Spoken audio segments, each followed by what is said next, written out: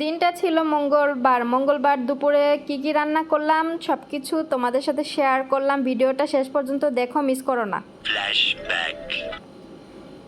So hello everyone, আসসালামু আলাইকুম। কেমন আছো সবাই? আলহামদুলিল্লাহ আমি অনেক ভালো আছি। চলে আসলাম তোমাদের মাঝে নতুন আরেকটি ব্লগের মাধ্যমে। ব্লগটি ভালো লাগলে লাইক কমেন্ট শেয়ার করবা, আর চ্যানেলটি অবশ্যই সাবস্ক্রাইব করে দিবা প্লিজ। আপুরা ভাইয়ারা যারা আমাকে দেখছো সাবস্ক্রাইব করে দিবা। আর তোমরা কে কোথা থেকে আমাকে দেখছো কমেন্ট করতে কিন্তু ভুলবা না, আমি সবার কমেন্টে রিপ্লাই দিব ইনশাআল্লাহ। আর যারা যারা অলরেডি আমাকে সাবস্ক্রাইব করে রেখেছো তাদেরকে অসংখ্য ধন্যবাদ ও অনেক অনেক ভালোবাসা। তো এই যে আমি রান্নাঘরে চলে এসেছি, এসে আমি 2টা মুরগি আগে ভিজাই নিছি। তারপরে এই যে বাসমতি চাল, আমি সব সময় বাসমতি চাল আগে থেকে ভিজায় রাখি। তো আমি বাসমতি চাল এই যে ভিজায় রাখলাম। আর এখানে দেখতেছো ঝুড়িতে কাপড় চোপড়, তো আমি এইগুলো এখন ধুইতে হবে। এটা তো আমার প্রতিদিনই করতে হয়, আমি প্রতিদিনের কাপড় প্রতিদিনই ধুইয়া ফালাই। তারপরে এই যে আমি এখন মেশিনটা করব, মানে ঢাকনাগুলো সরাই দিয়ে ওয়াশিং মেশিনের পানিগুলো ছেড়ে দিব। তারপরে এই যে পাউডার, এই প্রতিদিন এক এক কাপড়ে 1 বক্স করে পাউডার লাগে। তো আমি এই যে পাউডার দিয়ে দিলাম, পানি ছেড়ে দিলাম। এখন আমি সাদা কাপড়গুলো আগে দিব দেখে সাদা কাপড়ের যে মেডিসিনটা থাকে ওইটা দিয়ে দিলাম। তারপরে এই যে মেশিন আমি স্টার্ট দিয়ে দিলাম। তো এইদিকে আমি কাপড়গুলো ধুইতে দিয়ে বাকি অন্যান্য কাজগুলো করব। তো যাই হোক, আজকে আর ঘরের কাজ কোনো কাজ তোমাদের সাথে শেয়ার করি নাই, কারণ ভাবলাম যে আজকে ঘরের কাজ শেয়ার করব না, আজকে একদম রান্না বান্না শেয়ার করব। তারপরে এই যে রান্নাঘরে চলে আসছি, ফেসাল আর আমি একটু ভিডিও নিলাম।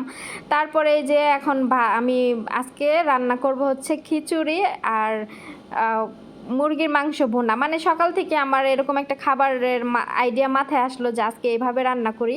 তো এই জন্য আমি খিচুড়িটা বসাই দিতেছি। এখানে আমি তেলের মধ্যে ফোড়নে দিলাম মশলা, আনাম জিরা, তারপর ধনিয়া, তারপরে আদা রসুন বাটা আর একটা টমেটোর সস দিলাম। তো এটা আমি ভালো করে একটু কষায় নিতেছি। এখন আমি সব মশলা দিয়ে দিব, দিয়ে তারপরে পানি দিয়ে ভালো মতো কষায় তারপরে পরিমাণ মতো পানি দিব। পানিটা বয়েল হইলে আমি এখানে চালটা দিয়ে দিব।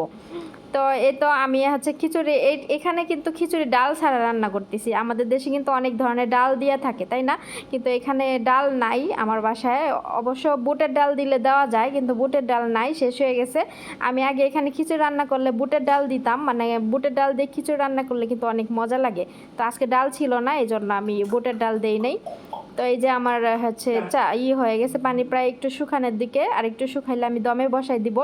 তারপরে এই যে আমি এখানে টমেটো ব্লেন্ডার করে নিছি। এখন আমি ভালো করে ছাইকা নিতেছি। ছাইকা না নিলে কি হয় জানো, এই সুবা যে টমেটোগুলো, এগুলো যদি তরকারিতে দেই না, তরকারি একবার বেশি মানে ঝোলটা ঘন হয়ে যায়, আমার ভালো লাগে না, এই জন্য আমি ছাইকা নিলাম। তারপরে এই যে আমি দই বের করে নিলাম। এখান থেকে আমি 2 চামচ দই নিব। মূলত আমি আজকে মুরগির মাংস ছোট ছোট করে কেটে মানে চিকেন কারি রান্না করব। হ্যাঁ, তো এজন্য দই নিলাম। আর এই যে মশলা, সব ধরনের মশলা আমি একটার ভিতরে নিয়ে এটা দইয়ের সাথে মিক্স করে দিয়েছি। এখন এই যে টমেটো যে ব্লেন্ডার করছি না, এই টমেটোর ব্লেন্ডারের পানিটা দিয়ে আমি একটা সসের মতো বানাই নিলাম, যাতে করে রান্না করতে মশলা কষানোর সময় এটা পোড়াটা ঢেলা দিব। আর এদিকে আমি পেঁয়াজ করে নিছি, ব্লেন্ডার করে নিছি। আজকে পেঁয়াজ ব্লেন্ডার করে নিয়ে রান্না করবো। আর ওইদিকে আদা রসুনও ব্লেন্ডার আছে। তো এখানে আমি ফ্রাই প্যান না, সরি, একটা পাতিল। এই পাতিলটায় রান্না করতে অনেক ভালো লাগে, মোটা তো নিচে লাগে না। তো এই পাতিলটা আমি বেশিরভাগ রান্না করি। তো আমি তেলের মধ্যে তেজপাতা, তারপরে আনাম জিরা ধনিয়া এগুলা দিয়া তারপরে মুরগিটা আগে ভালো মতো একটু তেলের মধ্যে ভাইজা নিছি। ভাইজা নেওয়ার পরে মুরগিটা আলাদা করে উঠাই রাখছি। তারপরে এই যে পেঁয়াজ আর পেঁয়াজটা একটু ভাইজা নিতেছি, যাতে করে পেঁয়াজের কাঁচা গন্ধটা চলে যায়।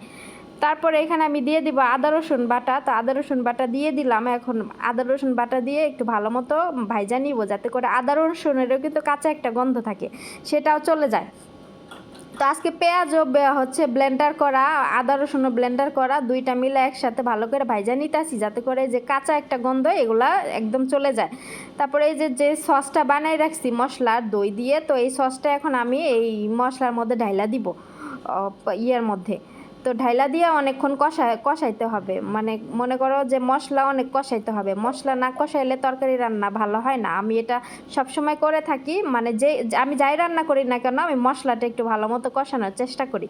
তো এখানে আমি অর্ধেক হচ্ছে টমেটো সস দিয়ে দিছি, যাতে করে কালারটা মানে একটু মানে সুন্দর আসে, এই জন্য অর্ধেক কেটে অর্ধেক সস দিয়ে নিছি। তারপরে এই দেখো যে আমি এখানে আবার ক্যাপসিকাম মরিচ কাইটা নিয়েছিলাম বড় বড় করে, ওইটাও দিয়ে দিছি। আর মশলাটাও কষানো হয়ে গেছে, অনেকক্ষণ কষাইছি।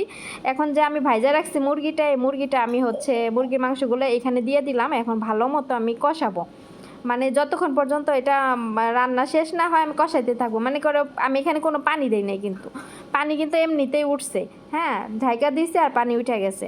পানি একদম অনেকে আছে যে পাতিল ভরে পানি দিয়ে তরকারি কষায় না, ওই তরকারি মজা লাগে না, কিন্তু পানসা লাগে।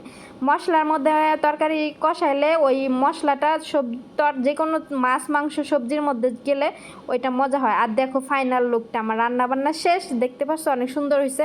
আর এইদিকে যে আমি খিচুড়ি রান্না করছি। যাই হোক, আজকের ভিডিও এই পর্যন্ত। সবাই ভালো থাকবো, সুস্থ থাকবো, আল্লাহ হাফেজ।